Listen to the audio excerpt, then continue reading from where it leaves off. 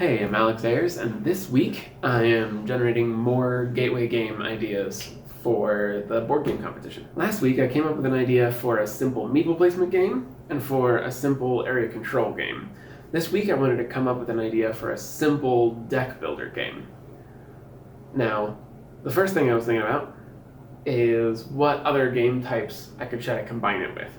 So, one is like a racing game, and so you could have a deck builder that was either how far they moved or how turning corners, or it depended on how you set up the game, but the racing is what the deck does. And then at pit stops every lap or every so many laps, that's when you would be able to build and change out your deck. And so you wouldn't have that much control over building your deck, because the other half of the game would be driving. So I thought that would be cool. The next thing I thought to combine it with was a legacy game, but very simple. So instead of a million folders where you unlock a certain thing, it tells you to open this folder, you open it up and it's like, put this sticker somewhere. This legacy would just be like, you play a deck builder game, and at the end of it, the person that won, that person's deck becomes the base deck for the next round of play. So everyone has to start with the same deck in order for it to be fair. And so everyone would just start with the person that won last time's deck. And so I was thinking that I could try to do like an evolution game where everyone starts with the same creature at the beginning, and then as they add different cards to their deck, they mutate into a variety of different species, and then one of them has done the best at the end of the game. And so that creature is the one that reproduces at the start of the next game. Everybody starts with that creature, and they move on. I think that's a really cool idea. I don't think I'm going to be able to simplify it enough to be a good gateway game. So, definitely writing that down, but I don't think that's what I'm going with, necessarily. The next thing I thought about is that deck building sounds scary and complicated, especially for people who don't normally board game. Like, even some board game players are a little bit scared of playing a deck building game. But putting items in a pouch and then drawing randomly from the pouch is basically the same mechanic, but it's way more friendly. And so I was trying to think of ways that I could use a pouch like that, and what is thematically very pouch-like. And one thing I thought of was a wizard's component pouch. So it could be, the board game could be, you draw a random set of components from your bag, and that lets you create different spell options. And then, depending on what you've done, you can add new components. You can buy new components for your bag. And then, the game continues, and someone's bag is the coolest at the end, or has the most money or something. Another option is a pouch of seeds, where everyone's a gardener, and you draw random seeds from your pouch, and then you plant a garden, and then after a certain number of turns, you get to harvest your plants into new seeds, or sell your plants to buy a different kind of seed. And I also think that would be good. I think that's my best deck building, pouch building idea from this week. One really good thing about a gardening game is that it can be pretty complicated to play, but very easy to set up and describe.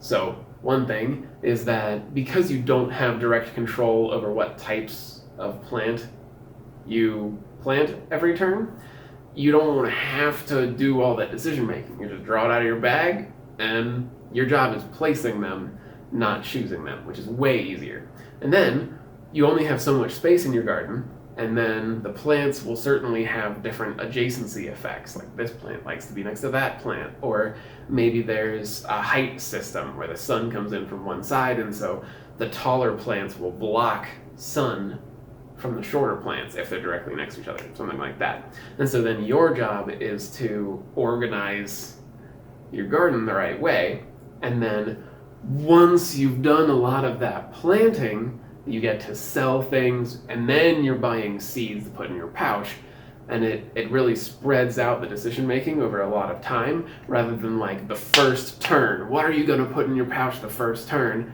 is you know, very complicated, and beginning players won't necessarily like that. But hey, draw stuff out of your bag, plant it as best you can, is a pretty chill start to a game, and so beginners will like that. The other thing I came up with this week is that I can use the pouch deck building mechanic in one of the games I thought of earlier. So the meeple placement game, quick overview, is that each player has a planet that generates resources every turn. Then there's a central space station that all the players will place their meeples at. At the space station, there's a shuttle going to each planet, and depending on where you place your meeples in the shuttle, you get different resources from the planet that that shuttle is going to. And then, once you get the resources, you can use them to buy buildings on your planet to improve things, get you points, increase generation, that sort of thing. What I thought of was that these buildings that you're placing could put resources either once a turn or a bunch right when you build a building into the pouch that you draw resources from at the beginning of every round. And so you wouldn't have that directive control over what your planet produces, but over time, more of that would come back out of your bag. And that could be a fun way to make the game softer rather than like a very exact, you do this and then you'll have the resources to do that. You can plan really far ahead. Those are like more advanced, more competitive games, but if it has more random chance built into it, then it's a little bit more beginner friendly. The more I think about it, the less I like my area control idea. So I think when I choose the game that I'm going to pursue more seriously for this competition, it'll either be this pouch gardening game or the meeple placement game in space. I'll pick one of those two and pursue it a little bit more seriously. That's all for this week. Next week, I will be hopefully finishing the gaming table. So I will definitely be sanding, staining, and oiling the other side of the gaming table if I have the time for it. I might also get the felt put on. We'll see how it goes. Thanks for watching. Hope you enjoyed. See you next week. Somewhere beyond the sea, somewhere waiting for me, my lover stands on golden sands and watches the ships that go sailing. Somewhere beyond the shore, we'll kiss just like before. Happy we'll be beyond the sea, and never again I'll go sailing.